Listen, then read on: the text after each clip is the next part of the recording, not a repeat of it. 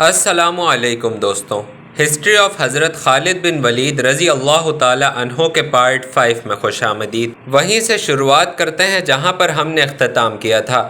1 فروری 623 عیسوی کو اسلامی فوج کا پہلا دستہ، جس کی قیادت حضرت خالد بن ولید رضی اللہ تعالی عنہ کر رہے تھے، گھات میں چھپے دشمن سے بے خبر وادی حنین کے تنگ راستے میں داخل ہوا۔ تاک میں بیٹھے دشمن نے اس پر تیروں کی بارش کر دی۔ مسلمانوں کے لیے یہ حملہ بالکل غیر متوقع تھا۔ دوسری طرف مجاہدین کا دستہ جس راستے میں داخل ہو چکا تھا وہ بے حد تنگ تھا۔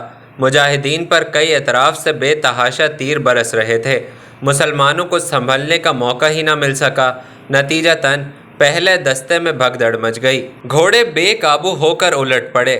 حضرت خالد بن ولید رضی اللہ تعالی عنہ اپنے سپاہیوں کو پکار رہے تھے، لیکن ایسا شور اور افراتفری مچی تھی کہ کوئی آپ کی آواز نہیں سن رہا تھا۔ ساتھ ہی آپ رضی اللہ تعالی عنہ چند ساتھیوں کی مدد سے حملہ آوروں کو روکنے کی کوشش میں لگے ہوئے تھے۔ آپ کی توجہ بٹی ہوئی تھی۔ دشمن نشانہ تاک کر آپ پر تیر برسا رہا تھا۔ کئی تیر آپ کے جسم میں اتر چکے تھے، لیکن آپ ڈٹے ہوئے تھے۔ آخر زیادہ خون بہہ جانے کے باعث آپ رضی اللہ تعالی عنہ بے ہوش ہو کر گھوڑے سے گر گئے۔ اسی دوران پہلے دستے کے پیچھے آتا اسلامی لشکر بھی اس تنگ راستے میں داخل ہو کر گھات لگائے دشمن کے تیروں کی زد میں آ چکا تھا۔ اسلامی لشکر ابھی ناگہانی برستے تیروں سے نہ سنبھلا تھا کہ شکست کھا کر پسپا ہوتا پہلا دستہ اس سے ٹکرا گیا۔ اب اسلامی لشکر میں شدید افراتفری پھیل گئی اور سپاہی ادھر ادھر بھاگنے لگے۔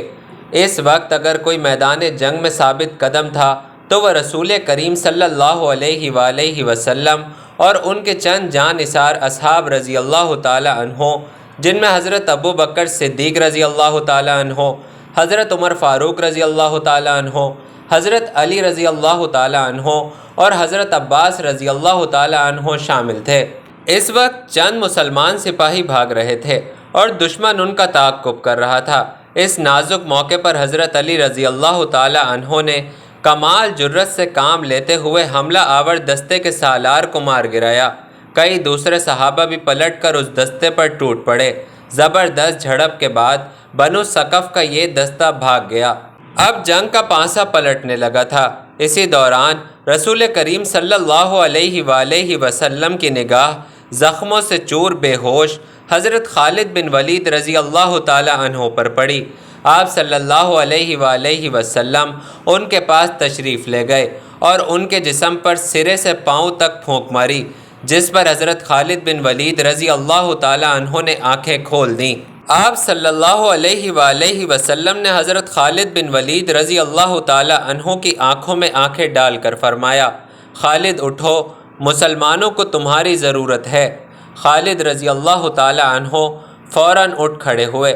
آپ صلی اللہ علیہ وآلہ وسلم کے حکم پر حضرت خالد بن ولید رضی اللہ تعالی عنہ کے جسم سے تیر نکال کر پٹی باندھ دی گئی۔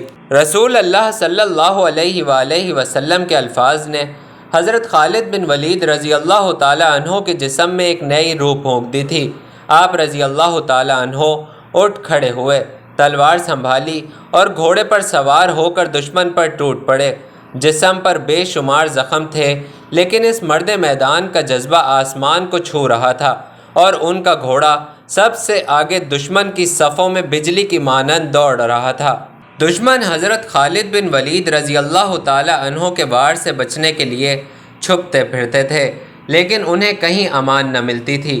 آپ رضی اللہ تعالی عنہ کا لباس خون سے سرخ ہو رہا تھا، لیکن آپ اس مہم میں دلیری و جواں مردی کی تاریخ اپنی تلوار سے یوں تحریر کر رہے تھے کہ دشمن حواس کھو رہا تھا۔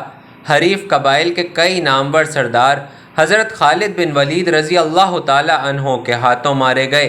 دشمن پر حضرت خالد بن ولید رضی اللہ تعالی عنہ کی اتنی دہشت بیٹھی کہ کچھ دیر بعد دشمن آگے آگے بھاگ رہا تھا اور حضرت خالد بن ولید رضی اللہ تعالی عنہ کا دستہ ان کے تعاقب میں تھا۔